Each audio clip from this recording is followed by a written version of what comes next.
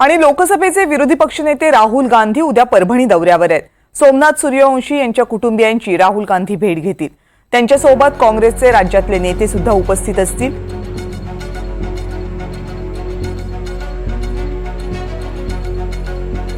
आणि परभणीच्या घटनेमध्ये जे आरोपी आहे तो मनोरुग्ण आहे, त्याला पोलिसांनी तात्काळ अटक केली। पण आता यांना राजकारण करायचं आहे।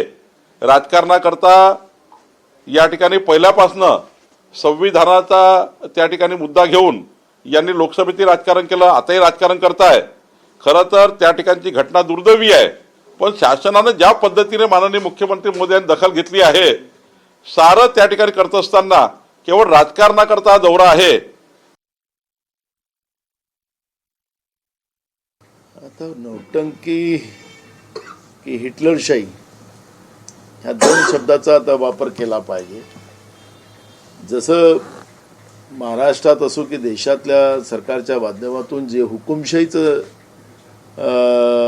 या लोकशाहीमध्ये वापर केला जातो आहे, जनता आपल्या मागण्या आणि आपले अधिकार मागण्यासाठी जेव्हा रस्त्यावर येतं त्याला कॉम्बिंग ऑपरेशनच्या माध्यमातून त्याला जीवे मारण्यात येते, खोटे गुन्हे दाखल केले जातात।